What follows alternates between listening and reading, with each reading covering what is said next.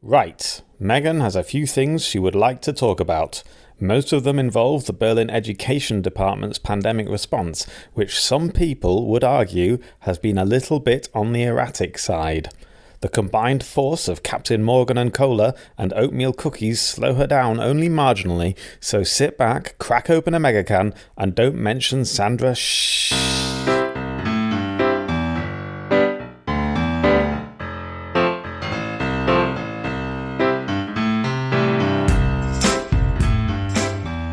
Everybody, it's time for another episode of Megan's Megacan. I'm Megan, I'm here with ex-Berliner Magazine, and Conrad Werner. Hello. Hello. Oh, we fucked it up again. Oh. We haven't done that for ages though, but it's good. Good, yeah, it's like the good old days. Good old days. First things first, we've got to say a big thank you to our listener Yoshi. We absolutely do. Yoshi, you've made a huge spark of light in a very dark time for us. Do you want to? Yeah, Yoshi is sponsoring this week's show. He is, in that he has bought us these two Megacans, which we're about to have, which is amazing. It's very exciting. we were always hoping for a sponsorship deal from a Megacan making company like Captain Morgan. I really or would Bombay like that. Gin and Tonic. Mm-hmm. But failing that, it is lovely that one listener has bought us these. He's actually given us enough money for the next 3 shows. Yeah, that's amazing. Thank you so much, Yoshi. And he also said lots of very nice things about our podcast, which is really lovely to hear. And I think it's always just, people always want to hear the nice things that you have to say about them. I always think of like, oh, I should tell that person that that's really great. And then I'm like, oh no, it'll be... Yeah, I know. Just do it. Just tell people that you think they're great and they're doing a good job. Especially us. Yes. That's the kind of feedback we like the best. Just praise and cash for megas. But thank you very, very much, Yoshi. This show is for you. Shall we have some booze? What have you got us? We're having cola-based cocktails today because they are sweet. Oh. Much like victory, which we're going to talk about in a second. Captain Morgan and Cola or Johnny Walker and Cola? I think that's going to be a hard choice for you, is it? Well, I'll probably just have Johnny Walker because I know it. Yeah. You had a Captain Morgan and Cola the other day, by the way. You loved it. Did I? Yeah, you went on and on about it. No, it's fine. I'll drink rum. I'll drink anything at this stage. Cheers. Cheers, Yoshi. Smells delicious. Oh. Or maybe not. I like the Captain Morgan Mojito. The jury's out on this, but it's fine. It's that Crest toothpastey taste, I think. Oh, yeah, that's that American Crest Dr. Pepper kind of thing. Yeah, anything that's minty in alcohol is usually a bad idea. But then I don't know if it's just my mouth because you've been baking delicious cookies. You've just started giving me a plate of cookies every time I've come in, and I thought it was because of Advent, but that's long gone now. No, well, I made these because I knew you were upset, and I thought, that's so nice. Oh God, I'm gonna cry. I thought you might like some cookies. I thought it might cushion the blow of this. Well, yes. And so I made you some cookies out of your own recipe. So, I've written you this mad recipe. Anytime I write a recipe down, I look entirely insane. So but that's really sweet. Thank you so much. And I've eaten and you've bought some Marks and Spencer's golden coins. I have. Sort of Christmas leftovers. Yeah, they arrived because of COVID like 2 weeks after Christmas. Right. My lovely friend Dervla sent me a big box of things and then went into the post office and finally got an absolute lecture from the man. She tried to get thing. Here, love, don't you know there's a pandemic on? You think you're going to get this to Germany? No chance. But it did get here just really late. But anyway. It doesn't matter. It's Russian Christmas this week, so we can just pretend it's Russian. That's nice. Right. The reason I was so upset, and interestingly, I'm not so upset now, but literally only in the last hour. Right, Let me tell you for why. So obviously, everyone's had a bit of a rough week with the sort of lockdown measures being announced and everything. But with the exception of people who are like actually sick or working in Charité or something, teachers have had it pretty bad. And particularly Berlin teachers. If we remember, did you watch the press conference on, what day was that? Tuesday? Was that Merkel? Merkel, yeah. Merkel and Söder and Müller. Yeah, they had a big meeting of all the governments in Germany. So the federal government and all the state governments, in which they agreed the terms of the new lockdown, which was going to be even tougher than the one that was currently going on, and it was going to be extended till the end of January. Yeah. What significant changes are there? It was slightly more restrictive, right? So I think it was before you could have up to 5 people from 2 households. Now it is one household can meet one person. Right. An additional one person. Doesn't really affect us because we're one person household. So we can just visit people in the groups in which they live. Yeah, most people I know are just one person. One person household. But it does raise quite like funny questions if you're a couple who's friends with another couple, like choose your favorite, have them over for dinner. Yeah, we need another infographic from the German government Jesus. with the Mensch-Eigentlich figures. So yeah, unless in Berlin, if you are and kids now count. Kids count as people. Kids count as people under those rules. Before, anybody under 14 was not included in those rules. Okay. Unless you are an alleinerziehende parent in Berlin. If you are a single parent, then your children do not count. If you're going to be the one person meeting another household, you can do that. Right. With your kids. So this seemed fair enough, right? This seemed like everyone had agreed as a new lockdown. The tone of that lockdown was very or that press conference I thought was quite, we're sorry, this has to happen. And the numbers are nuts. 23,000 yesterday, new cases? Yeah. Or 26,000, 23? It's loads anyway. It's still over 1,000 deaths every day. Yeah, which is awful. Charité, I just sort of briefly glanced, has now got a Besuchsverbot. You're not allowed to visit people. So there's all that. The numbers are insane. We also have this, Merkel was talking about the mutant virus, no, the mutation. That sort of maybe we don't know that much about it. We're not sure about how it's happening in the UK, that kind of thing. And they were like, right, locking this down.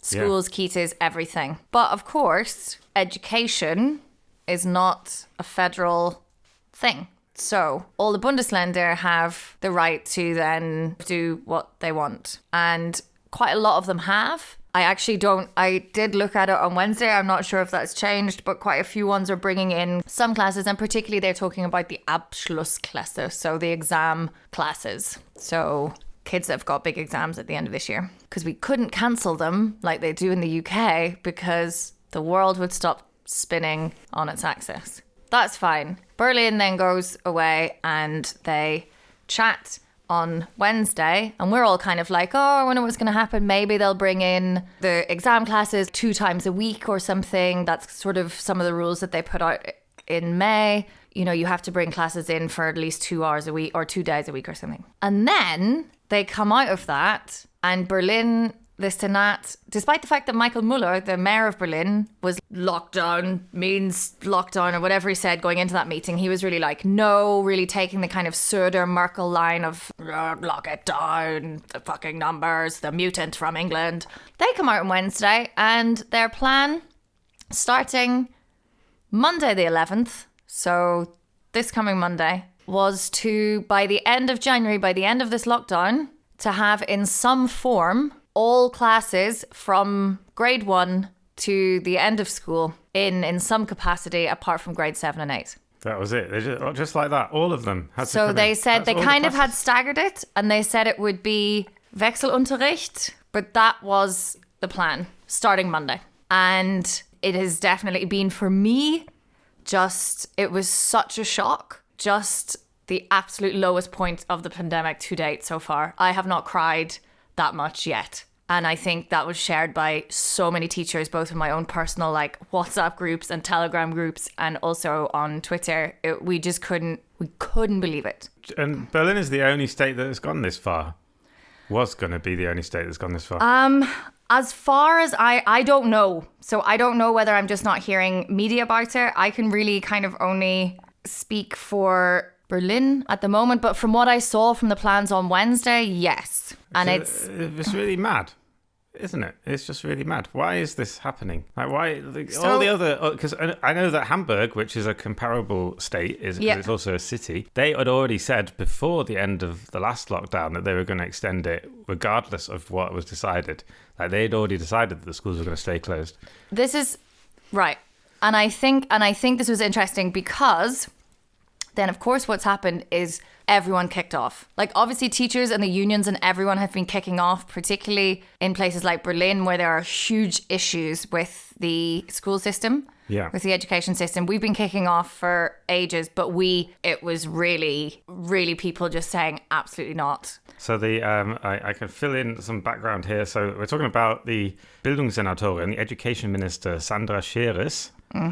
She basically lost the support of her own party, the SPD, as well as the teachers' unions and the school directors and the parents' associations and everyone for coming up with this plan, including the rest of the coalition. The Berlin coalition also includes the Left Party and the Green Party, all turned out against her. So this afternoon... there's also there's a lot of stuff happening on Twitter and an online petition that had gathered, I think by now, 30,000 signatures. Right. Yeah, so obviously the joke is that we never hear anything in Berlin schools until 5:30 on a Friday afternoon. Shortly before 5:30, to give them their due, I think it might have been about 5:20. And this is how we get our information. Nothing has been sent that I'm aware of. Nothing had been sent to my head of school by 6 p.m. today. They were getting their information from just the Senat website, so just public information, and the Tagesspiegel. Keep clicking refresh. Yeah. So you just keep clicking refresh, or you wait till another teacher gets the Tagesspiegel article. They're on Tagesspiegel clicking, doing that, and someone's on berlin.de or the Senatsverwaltung website, and then you get it in your WhatsApp group. And they've only gone and done another U-turn, and nobody is coming in apart from maybe 10 and 13, maybe 12. We don't know, but nobody is coming in until the 25th at least. Right. Cue big celebrations. I was just dancing around my house, shouting. People were crying. Loads of voice messages. Rah! It's also important to note that teachers don't have a choice with this thing. They can't strike. It would be literally, that's something I discovered this week. It would be literally illegal for you not to go into work. Yeah, so in this situation, you can only strike if. When can you strike? I can strike if it is to do with tariffs. So basically, I did not know this until this week. I was because I'm a member of the union. What the hell's the union doing? What's going on? Why aren't we striking? And they were but it's Germany. We can only strike about money because of the law. I was what? It's yes, you cannot.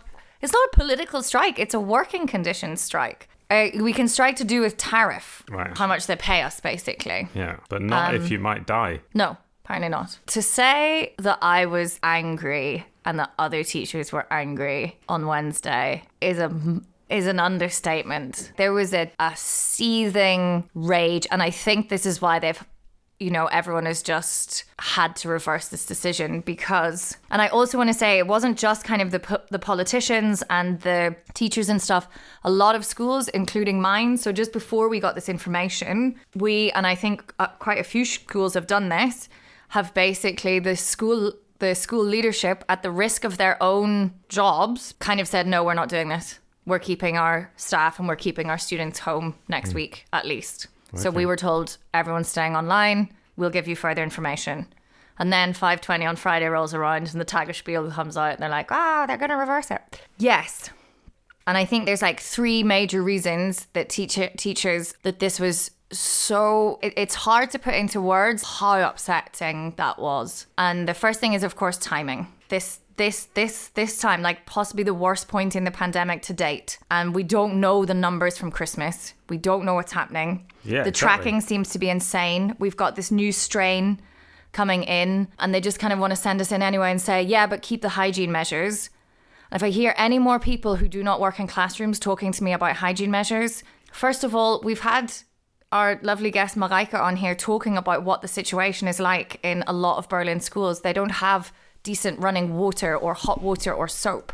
Some schools' windows do not open, and even if they do open, we're supposed to luft and teach in 0 degrees.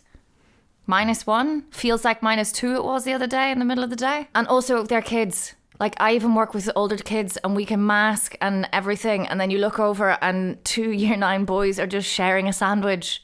I take one bite, you take another, because that's what kids do. And the little ones Grade 1s were supposed to be coming in as of the 18th of January, just when we're going to be getting these numbers right, according to the Robert Koch Institute. Yeah, they're not very germ aware at that age. They're gross. That's why I don't teach in primary school. They touch you and they're sticky. Ugh. So yeah, and just this like complete ignoring of the sort of science and any of this. And it's confusing for the general population because we keep getting told by Merkel and everyone how important it is to keep our measures, keep our hygiene and keep our distance from people and wear a mask and everything. And then they just decide something like that. And I can imagine that a lot of people in the general population will be like, well, is it really that big a deal then? Yeah, it is a really fucking big deal. And I think the more you talk to I would really suggest that everybody goes and tries to speak to somebody in any country at the moment working in, if you are maybe thinking, is this such a big deal? Go and talk to someone who's working in a hospital and just ask them. Because every time I talk to like my sister or my cousin or whatever, it's just horrendous. And to know that and then to see what Berlin is asking us to do as teachers is unbelievable. So terrible timing. The second thing is it's just been made so palpably aware this week of, in addition to this terrible timing, just their complete incompetence. The Senate, and the fact that Müller does not appear to have any control. He is completely powerless is that the Abgeordnetenhaus? Is that where they're deciding these? I don't really understand how these work. So he goes into that meeting with the Senat on Wednesday and he was locking down, and then he comes out and literally 24 hours later, what our Minister for Education is doing is exemplary with this plan. Yeah, he's probably, because they're just two old veterans of the SPD. They've probably been working together for 20 years. Get them the fuck out. And she's been in that post for a decade already. And I think that it's probably... No, she hasn't. She's only been doing it for 4 years. No, but... I checked this, I think. I'm going to have to Google this right now. Yeah, because I thought it was a decade, because we talked about that, but it's actually 4 years, I think. Well, it's 4 years since the last government, but she was doing it in the government before that. Really? Yeah. Look, she was... Because that's... Oh. Because she's been education minister since 2011. What they did was they changed the name of her ministry in 2016. So it used to be called the Ministry for Education, Youth and Wissenschaft, Science. I cannot wait to put that on my teacher WhatsApp group later. Oh my fucking God. And since December 2016, she has been the Minister for Education, Youth and Family rather than Science. Right. All right. Because I couldn't work that out. Sorry, that is now because I did then fact check it. And then that is obviously, I was like, oh, she's been that since 2016.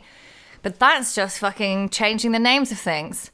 Yeah, because that's what happens with ministries. They always, especially state ministries, they always shuffle around what they're in charge of. Oh. Sometimes it's sport and sometimes it's like energy or something. But she's been education since 2011. Yes. Right. So yeah, incompetence. They don't seem to have any control over their own thing. They don't seem to be listening to anyone. None of the stuff that they've heard between Wednesday and Friday, where they've done another U-turn, is new. No one understands why they're doing this. Well, isn't the argument... Yes, please. Please. You're always doing your eyebrow. You're always wobbling your eyebrows. I'm very So the argument eyebrows. is that if the kids need to be in class, right? The Präsenzschichten are very important for children, for their development and everything. And it's and the social studies people are all saying that that kids are suffering from being at home. Yes, absolutely. Especially the poor and that kids. is the argument. So there's lots of things I want to say about that argument. First of all, yes, it's 100% true. And online teaching is not in a lot of schools in Berlin working. They also have this online platform, Lernraum Berlin, which is their own one because it's not like because of Datenschutz, there's this whole, I think that might be about to change, but they won't get like a third party in to do it. So they've kind of made it themselves. It was down until Wednesday. I think it started working, Mareike was telling me yesterday, but with still some glitches. So there's no digitalization in a lot of German schools. And then of course teachers are then, so that it does mean that kids are missing out on learning. It does, particularly in some schools. Especially in homes where they might not have access to a computer. Yes. But you can still do some stuff. Like a lot of my kids do their stuff on their phones. Do they? Yeah, weirdly. What did they do? Like read essays? They read, they write essays. I've had like from years ago, like 6 years ago already, kids were writing me essays that were like university level on their phones. Really? Yeah. Like some of my top students, like they can just do it. It's nuts what they can do. I get irritated if I have to write an email on my phone. That's I have to. I can't do this. I've got to get my laptop out. Yes. But I'm not young anymore. Yeah. Well, that's what young people do. They yeah. just write whole and essays I think, on their phone. yeah, so kids are falling behind. And then what I've really not liked is then that argument to be turned around to us as teachers. Because first of all, with the tech thing, it's not like German schools and teachers are not at the forefront really of digital learning, and they haven't been. I'm like, well, duh, because they didn't have any tech to begin with. They didn't hear the words COVID-19 and like go all Luddite and start smashing up all the stuff they had at their disposal this time last year. It just wasn't there. And it's still not there because I used to think it was a money issue with Berlin schools, but it's not. They are chucking money into Berlin schools. But it's not like getting to the schools. It's like all caught up in this massive administrative behemoth that is Berlin and the school system. If you want to order books or presumably any technology in a school, you have to not get like, so I'm in private school, so you just get permission from your like coordinator. And they go, cool, I get to do this. It's really nice. Everyone gets to buy books, all of the novels. And then anytime they want to buy textbooks, because I think textbooks are terrible, I'm like, are we sure? But I suppose in a state system, there has to be some kind of public tender system or something. Oh, yeah. And that takes ages. All the different publishers have to be contacted. Well, no, you have to make an application and it goes out of your school, I think, to your local education authority. And they have to process it if you want to order a novel. So like I decide one week I'll see like a novel and I'll read like the first paragraph of it in a bookshop and I'll be like, oh my God, this is year 8 and I'll buy it and I'll read it. And then I'm like, yeah, and I can do this. And then I can order it in and it's done. But they don't have that. So anyway, so that's a big thing. But my big issue with this argument being thrown back at teachers, yes, but what about the kids that are falling behind okay. You care about disadvantaged and poor children now. I get it. Or children with learning difficulties. I get it. And these are always the ones that are being brought up. And you've decided that this 3 weeks is super, super important of like having them in some capacity. Do you want to give us more than 3 fucking days to plan that? If it's so important. And it's this kind of, on the one hand, they're like, but the teaching is really important and everything. And you're like, but then we can't do good teaching in freezing fucking temperatures when you haven't given us time to plan. Like, we can't do it. It's going to be chaos. It's going to be cold. And the kids that suffer the most at home are also the ones who struggle sometimes to adapt to chaotic situations. Anyway, that's point number 1. Also, we've known this, that the kids are going to fall behind.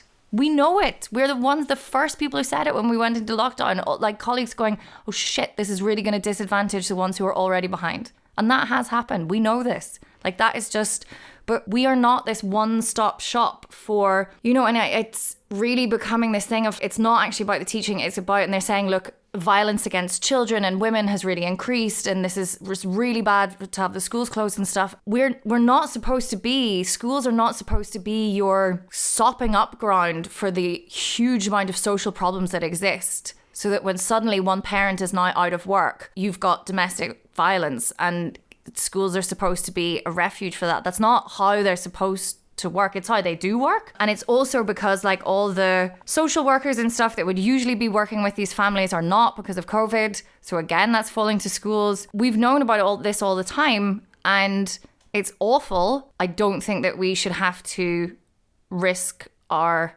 health and risk dying because schools are always made the ultimate like catch-all for social problems. And I think this is just like everything exacerbated that. And I think this is just such an insult to teachers. And I think that's why we're so angry. This idea that we aren't one of the people who care the most about those children. We just don't want to die. Yeah. Because they have terrible home lives. Yeah, it's like as if they were telling you this as if you didn't already know. I've been reading this quite sort of thing. Someone sent it to me on Twitter, which is very, very helpful. But also, as I pointed out on Twitter, like it's quite strange as a teacher to be sent a report on how Corona is affecting schools and teaching and learning and everything. I'm like, yes, but you understand that it's a bit like me sending my sister who works in Corona hospitals the thing like, did you know the effect that coronavirus is having on hospitals? She'd be like, I don't really have time to read this because I'm fucking dealing with it. Like, it's very funny. You were being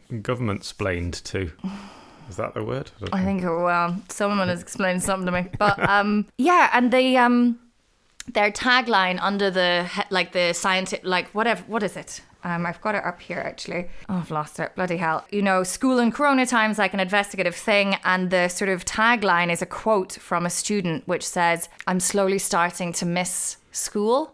And that's kind of their big headline. And it's heartbreaking. Yeah. But teachers were the ones on the other side of screens. I remember distinctly, it was my class last year, 8A. And they started about 5 weeks, 6 weeks into full lockdown. And these are kids who were not, like, they did not love coming to school beforehand. Or like, you know, they weren't like, oh, I really love coming to class and learning. They're like, when's lunch? And they were like, Miss, can you tell us when we're coming back to school? And it was like the most heartbreaking moment. And I almost cried. And then I'm like, okay, great that you've got a study that tells me that kids are, I know this. But what you're not saying is, are you willing to seriously risk your health and potentially die to have these kids not ask these questions? And no, we can have learning happen. And I've seen it. We had a great online learning this week with my kids so that they don't feel alone, so they feel connected to school, so that we can put them in little groups, like to work together. They've all worked out how to do this. They call each other. They have their own little groups to work with. So they're having that social interaction where teachers don't have to be put at risk. It can happen. But anyway, I'm so sorry. I have had about half a cup of rum and I'm just... That was good. And I'm teaching in a private school that wasn't going to send us in anyway. And has we've been able to set us all up and we've been doing all of this and it's really working really well now because we've had 10 months of Google Classroom. And everyone's an expert at it because we don't have to use the Berlin thing because we were able to get parents' permission to use Google, which is obviously not perfect, but in the circumstances. Right. That's why. So if I was working in a state school with fucking chalk, you're going to send me to go in and deal in 0 degrees with no soap? To wash my hands and teach in an open classroom with open windows in 0 degrees with fucking chalk and then talk to me about how Berlin schools have failed at digitalizing, at setting up home learning? Fuck off. Fuck away off. But they did, didn't they? They did fuck off. They're leaving us at home till the 25th. Yeah, sorry. That was a mega rant, even for me. In other news...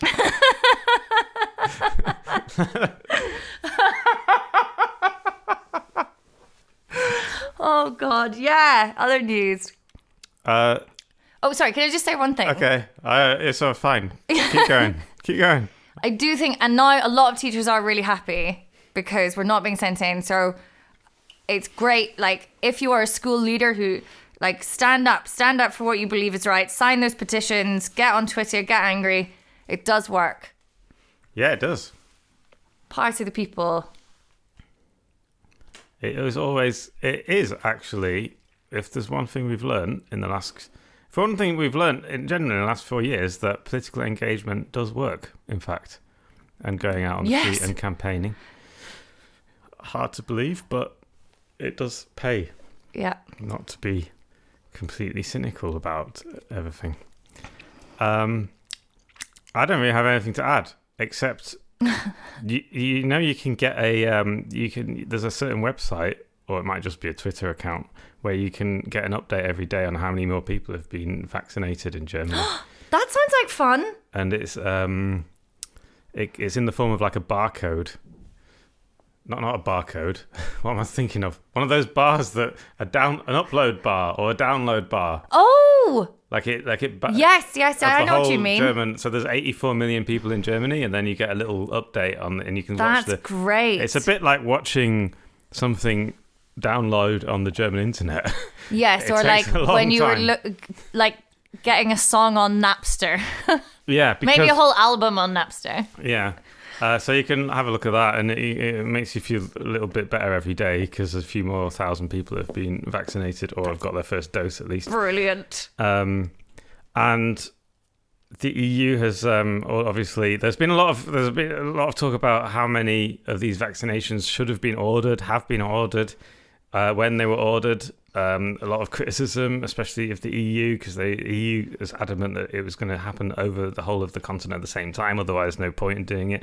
And amongst other things, and our old friend Christian Drosten, who tried to offer a little bit of rational analysis, saying that a lot of this... When will he learn? A lot of this criticism was slightly unfair because back in July, when they had to order these vaccinations, they obviously didn't know which one was going to win, which one was going to be successful. So they kind of spread out the orders, and often it would have been seen as a huge waste of money if they'd ordered all these vaccinations that don't work. So he said that there's no way that they could have known in advance which one would have passed all the tests. Poor Drosten, he's just keeping going. He keeps going. He's really plugging away. He's just like. Ignorance. But by the way, guys, here are the actual facts of the matter. So yeah, but now weirdly, this is kind of an interesting little fact. The EMA, which is the European Medicines Agency, which approves vaccinations, have decided that you can actually take 6 doses from one ampule rather than 5. I am not surprised. Those lads must just be like, how do we scrape this together? Yeah, so that is a little bit of good news, and you can watch the little bar thing. I don't even know what there's no word for it. Bar loading graphic. Yeah. I don't know. I think it's that, like, is it loading? Yeah, or... Yeah. I don't know. Well, that's very good news. We're still not quite at 1% of the German population, but still. That's still a lot of people. 1% of the German population is a lot. Yeah, but we're not at that yet. Okay. We're at like about 0.5 or something. Yeah, let's get this. Anyway, that's enough for today. That's good. 2021, how are you feeling about it so far? Because we hadn't even spoken about the fact that a group of people dressed in strange costumes stormed the Capitol building in the US, because this is a German political show, and help. Bye. Yes, goodbye everybody. Stay safe. Thanks very much, Yoshi, for these drinks. Thank you, Yoshi.